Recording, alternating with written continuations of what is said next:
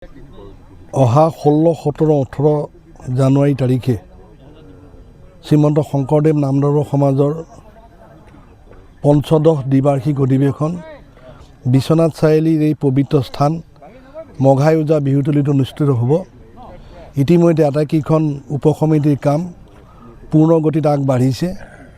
মই আদৰণি সমিতিৰ সভাপতি হিচাপে এই সুযোগতে সকলো ৰাইজৰ পৰা মই সহায় সহযোগিতা বিচাৰিছোঁ।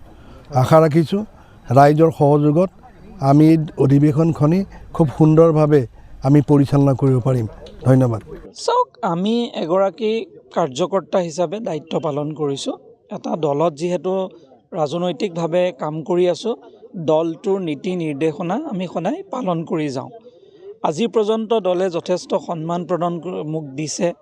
মোক বিধায়ক, মন্ত্ৰী, সাংসদ, দলৰ সাধাৰণ সম্পাদক বহু দায়িত্ব দলে দিছে আৰু দলৰ দায়িত্ব মই পালন কৰি আহিছোঁ। কিন্তু অনাগত দিনত দলে কি দায়িত্ব দিব সেয়া দলৰ বিবেচনাধীন।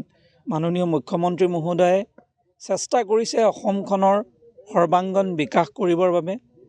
ভাৰতৰ প্ৰধানমন্ত্ৰী নৰেন্দ্ৰ মোদী ডাঙৰীয়াই দায়িত্ব লোৱাৰ দিনৰ পৰা আমাৰ এই উত্তৰ পাৰ বা অসমৰ উন্নয়নৰ বাবে যিখিনি পদক্ষেপ লৈছে, ই আমাৰ বাবে অতি, আমি ক'ব লাগিব যে আমাৰ বাবে এক স্মৰণীয়।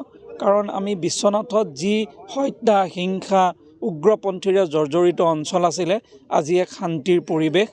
ইয়াত কোনো ধৰণৰ এনেকুৱা কোনো অশান্ত পৰিৱেশ নাই।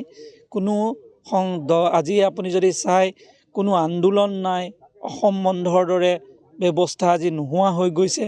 তো আজি সকলোৱে শান্তি সম্প্ৰীতিৰে সমন্বয়েৰে বসবাস কৰিছে। এইখিনি আগবঢ়াই লৈ যোৱাটোহে আমাৰ মূল লক্ষ্য।